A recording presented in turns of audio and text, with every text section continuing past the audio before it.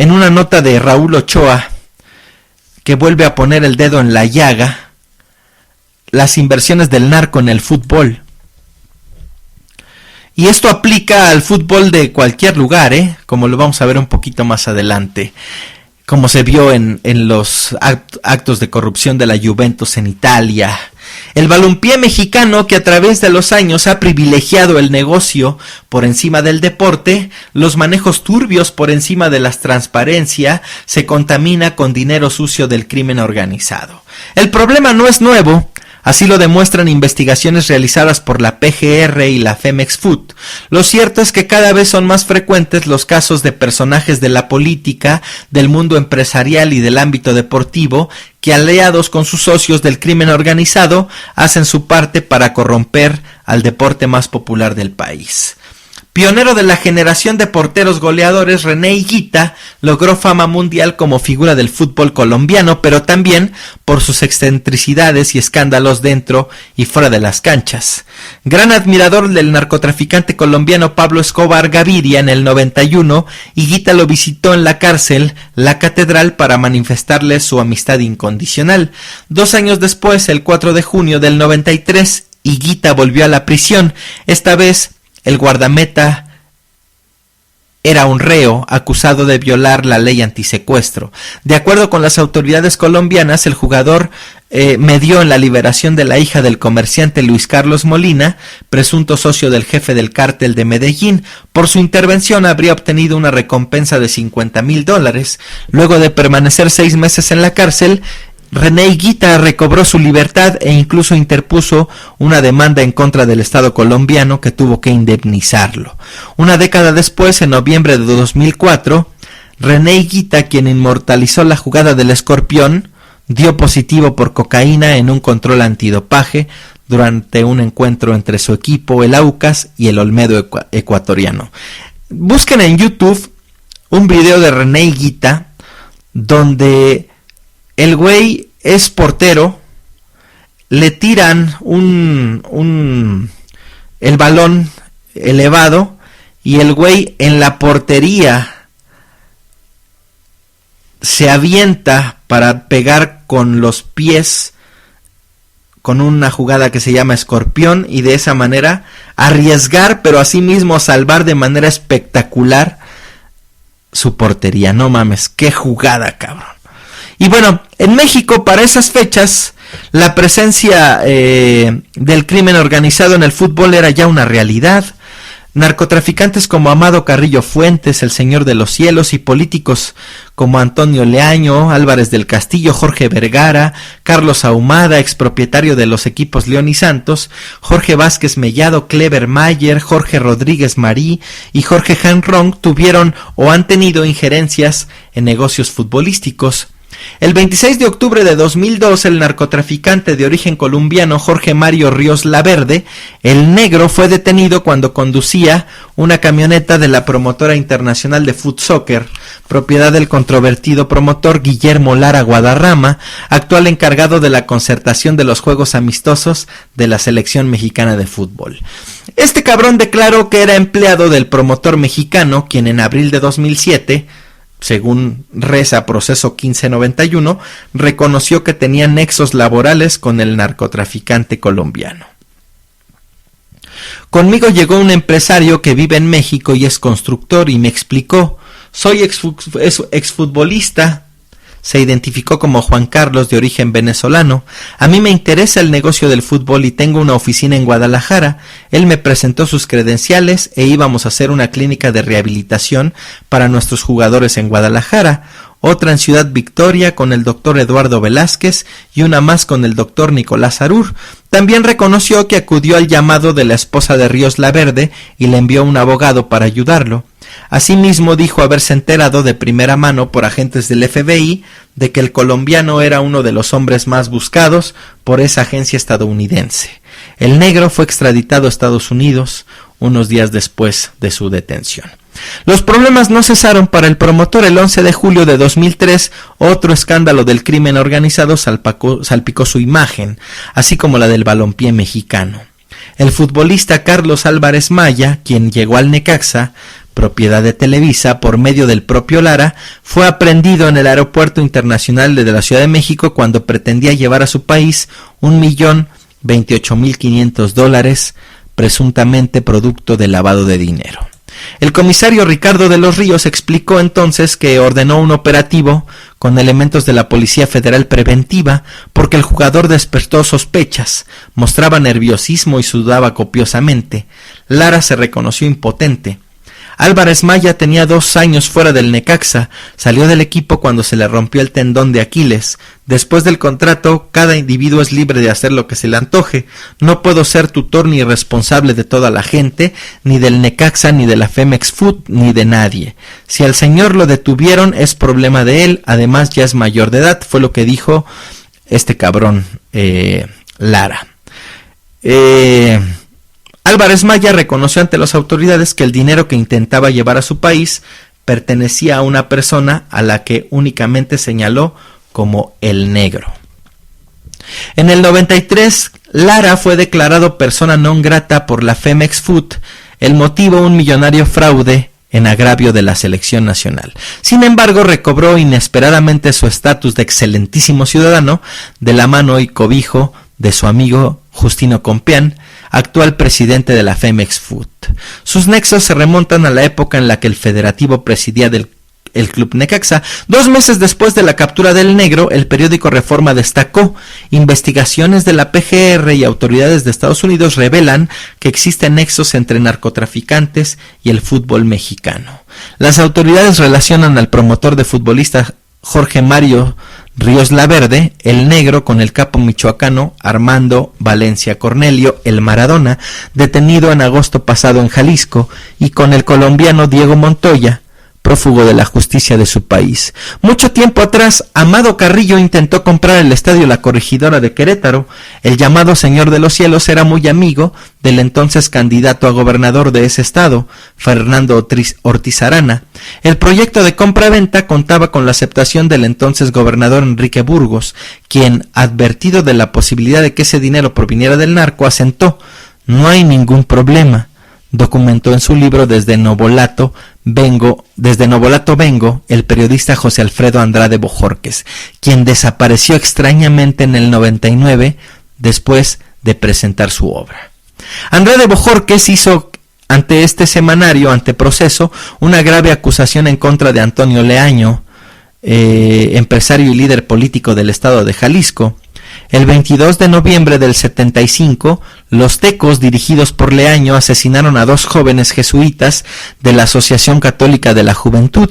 Jamás se investigaron los hechos. El periodista añadió que la familia Leaño construyó feudos de poder educativo, político, económico y hasta futbolístico. Los tecos de la Universidad Autónoma de Guadalajara, que hoy se llaman Estudiantes, luego del escándalo por espionaje telefónico en el que estuvieron involucrados el árbitro mundialista Felipe Ramos Rizo y el entonces presidente de la Comisión de Arbitraje Edgardo Codesal, en septiembre de 2004 la PGR emprendió una serie de investigaciones en el fútbol nacional. En su momento, el caso del empresario argentino Carlos Ahumada, acusado de lavado de dinero, dio origen a otra línea de investigación, ya que en marzo de 2004 la PGR intervino los equipos Santos y León, propiedad de Carlos Ahumada. Carlos Ahumada fue aquel protagonista de el video que presentó en su momento Broso, donde Carlos Ahumada le daba $50,000 o no sé cuántos miles de dólares a René Bejarano, mismo que hoy, después de haber estado en la cárcel producto de aquel incidente, se anda postulando para senador o diputado, lo cual en algún momento podríamos hablar, ¿no? En junio de ese año la Femex Food declaró que los equipos Irapuato y Querétaro desaparecerían de la primera división. La medida se adoptó porque existía la sospecha de que en esos clubes, propiedad de Clever Mayer y de Jorge Vázquez Mellado, podría haber recursos provenientes del narcotráfico. Una fotografía tomada el 9 de mayo de 2002 y publicada en agosto de 2004 por el diario Reforma marcó otro negro episodio para la Femex Food. En la foto aparece Enrique de la Garza, entonces presidente de la Primera División A, acompañado de José Tirso Hernández Félix el Tío, el mecánico o el Tirso, presunto dueño del Irapuato. No obstante, que ante la Femex Food, Mayer fungía como presidente y dueño de la franquicia, Hernández Félix es señalado como presunto lavador y distribuidor de estupefacientes del Cártel de Juárez. En esa foto tomada en el estadio Sergio León Chávez durante un juego del equipo Irapuato, también aparece José Luis Barba, quien presuntamente vendió la franquicia del equipo Querétaro a los hermanos Vázquez Mellado. En este turbio contexto, incluso Jorge Vergara, dueño de las Chivas, no sale bien librado. En mayo de 2003, el presidente del club peruano Universitario de Deportes, Alfredo González, solicitó a la DEA que investigara al empresario mexicano por presuntos lavado de dinero cuando éste intentaba comprar al equipo. Un mes antes, el entonces subprocurador de investigación especializada en delincuencia organizada, la CIEDO, José Luis Santiago Vasconcelos, reveló a este semanario Proceso que el cantautor Joan Sebastián, propietario del Club Mineros de Real del Plata de la Segunda División, al igual que empleados y funcionarios del gobierno de Morelos, entre ellos el gobernador Sergio Estrada Cajigal, estaban bajo investigación por delitos contra la salud. Las sospechas de que el crimen organizado había penetrado en el ámbito del fútbol condujeron a la PGR a una nueva línea de investigación, un chingo de líneas de investigación, y no ha pasado nada.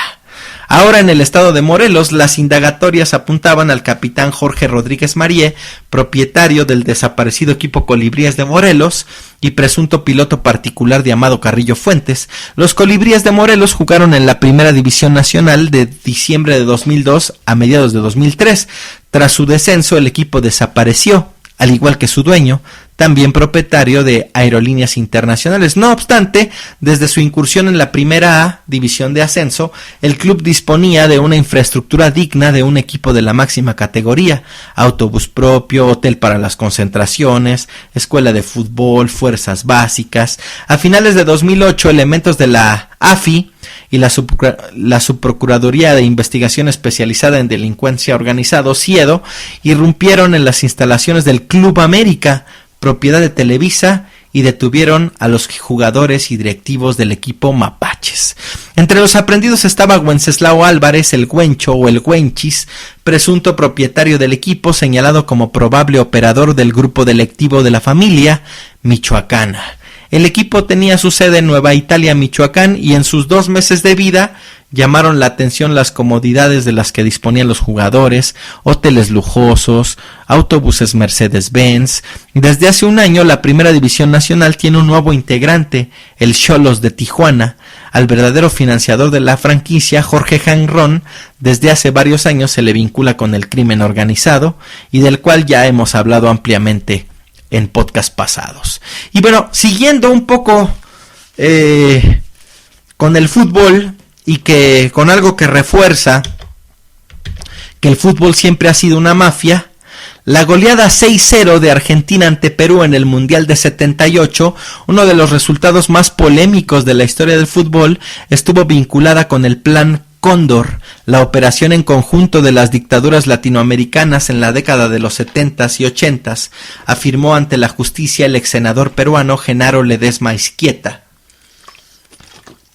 Según denunció Ledesma Izquieta, el juez argentino Norberto Obarvide, en una causa contra el exdictador Jorge Videla, presidente de facto del 76 al 81, el 6-0 fue una compensación de la dictadura peruana de Francisco Morales Bermúdez por el envío a Argentina de 13 militantes peruanos presos, entre ellos el declarante.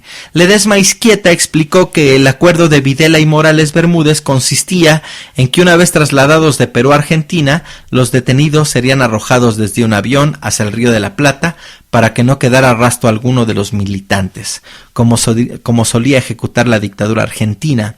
Al salir a Francia nos salvamos de lo que Videla y Morales Bermúdez habían acordado, que era el lanzamiento al mar de una persona desde un avión en vuelo, por lo que no quedaba resto alguno. Este sistema debía aplicarse con nosotros, lo que aprovechó Videla al aceptarnos como prisioneros de guerra, con la condición de que Perú le permitiera el triunfo en el Mundial de Fútbol, dijo Ledesma Izquieta, de 80 años, quien fue legislador en Perú en numerosas ocasiones, antes y después de la dictadura que gobernó en su país del 68 al 80. La denuncia de Ledesma Izquieta, revelada hoy por el diario Tiempo argentino, agrega que Videla necesitaba ese triunfo para limpiar la mala imagen de Argentina en el mundo. El matutino también informa que Videla, hoy de 86 años y condenado a prisión perpetua por 31 secuestros, deberá declarar el 22 de febrero. El partido denunciado se jugó el 21 de junio del 78 en la segunda fase del Mundial de Argentina. El cuadro local debía vencer por 4 goles para acceder a la final contra Holanda, aunque finalmente ganó por 6. Poco antes del encuentro, Videla pasó por el vestuario peruano para saludar a los futbolistas. 4 días después, con la cúpula militar en las tribunas, Argentina venció 3-1 a Holanda y se consagró campeón mundial. Sin embargo, las obras sobre una hipotética influencia de la dictadura argentina en el partido ante Perú han sido totalmente disipadas. Ya en el 98, el arquero del seleccionado peruano, el argentino naturalizado Ramón Quiroga, concedió una entrevista al diario La Nación de Buenos Aires en la que dio a entender que sospechaba de la actitud de algunos de sus compañeros. De los que habrían agarrado dinero, varios murieron y otros murieron para el fútbol. En ese partido jugó Roberto Rojas, un tipo que nunca había alineado. Él se murió en un accidente. Marcos Calderón se cayó en un avión y murió. En un gol, Radulfo Manso se agacha y lo deja solo. No sé ni dónde anda ahora Manso. No lo queríamos, dijo Quiroga en la entrevista, aunque luego lo desmintió. Seguramente por presiones. Entre otras ramificaciones de la causa contra Videla por privación ilegítima de la libertad, Ollarvide investiga el secuestro de los militantes peruanos que en el 78 fueron detenidos en Lima acusados de fomentar un paro contra la dictadura y luego trasladados en un avión militar a Jujuy, 1000 kilómetros al norte de Buenos Aires. Esa operación, según la declaración de Ledesma Izquieta, fue parte del Plan Cóndor, por lo que el juez argentino pidió la extradición de Morales Bermúdez. El Plan Cóndor, una operación clandestina internacional que instrumentó el asesinato y la desaparición de miles de personas opositoras a las dictaduras de Argentina, Chile, Brasil, Bolivia, Paraguay y Uruguay. Y hasta ahora se está involucrando al gobierno de Perú. Por si a alguien le quedaba la duda de que el fútbol es un instrumento que usa el gobierno para apaciguar a las masas, para pendejarlas e incluso para arreglar problemas políticos. ¿A quién le convenía que Argentina fuera campeón mundial? Claro, a la dictadura argentina de aquellos días.